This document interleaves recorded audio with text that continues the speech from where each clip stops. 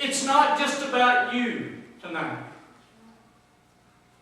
Somebody else might need to see you here, or might need to have that blessing that you are here more than they would me or anybody else. But you're here to minister to them. I tell people all the time, go and be a blessing as well as be blessed.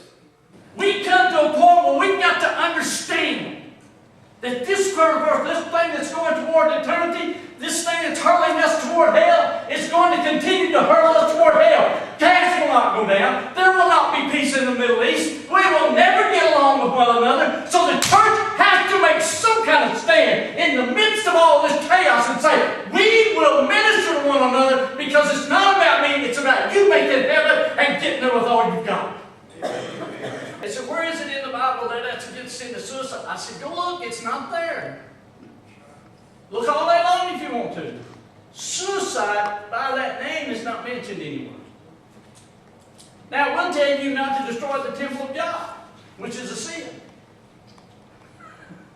But here's where it begins to get kind of technical. Would it not be that the putting in of various pounds of powdered donuts and a lot of gallons of Coke into this body might be destroying it in another way?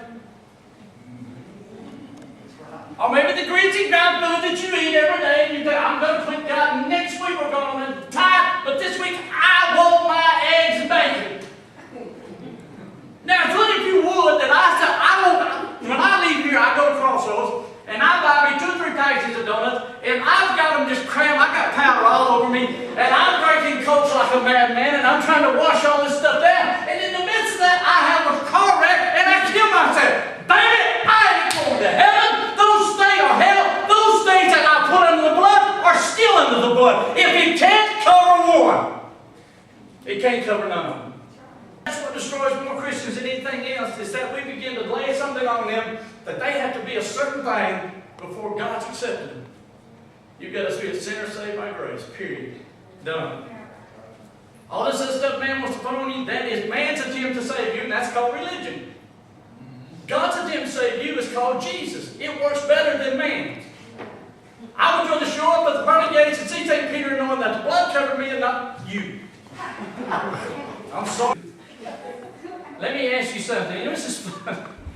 But I want to ask you, back when you found salvation, what kind of shape did you come in as? Yes. Sinners saved by grace. Sinners saved by grace. Let me say it one more time. Real slow. Sinners saved by grace. That has to minister to one another in order for you to grow. The flesh never gets saved. Never. The Spirit does. That thing that says, I know that I shouldn't do those things, and I just keep doing them. I keep doing those things I know I shouldn't do. That doesn't mean, well, I'm going to give in to it, and that's what Paul says. God forbid we sin willfully just to see if God will forgive us. But no, if you sin, that sin's already under the blood. It's on.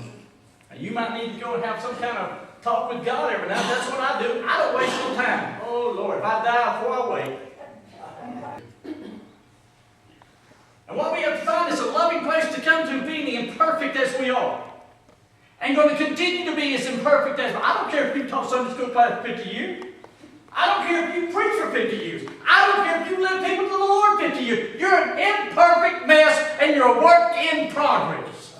A lot of people I look at from time to time, and one of the first things people ask me is, why come there's so many different ones of y'all? They come out, right? How many, why is it Baptist, Methodist, and First Christian, and Church of Christ? Assembly of God. Well, I sure want to come back, Brett. I really do. I hope you don't throw me out here. The number one thing the church has to be in a perfect world is one, united. That's right. You can go across and you can talk about all this other stuff you want to, but until we get united with one another, and that stretches across boundaries, the number one bad skin stuff of life. You ready? You might not want to look at me on this one. This is deep and it's profound. The silliest reason I come to church is because someone's over there and you're mad. don't pass it off too quick, though. I ain't never done it. Ooh, baby. I've had people all my church life come up to me and say, I can't come to that church because you got those so-and-so in there. And me and my family ain't talked to each other in 35 years, and I ain't going to start in your church. I said, well, by golly, let me ask you something. Does he go to the same bank you do? Yep. You see him in the grocery store? Yep. You see him down the home? Yep. I said, you going to put them places? Nope. I said, then why you stop going to the house of God? The devil knows that when people get together, there's more power in numbers than there is in one individual. You have to understand the devil's going to lie to you and tell you so many things, and you've got to mature someday and grow up and say, I'm not, you better get out of my way, devil. I'm going on. Well, that one, I ain't believing that one either. I'm going on. You've got to understand the devil will try to destroy you with the lie faster than anything else. In fact, it's the only thing he can use against you.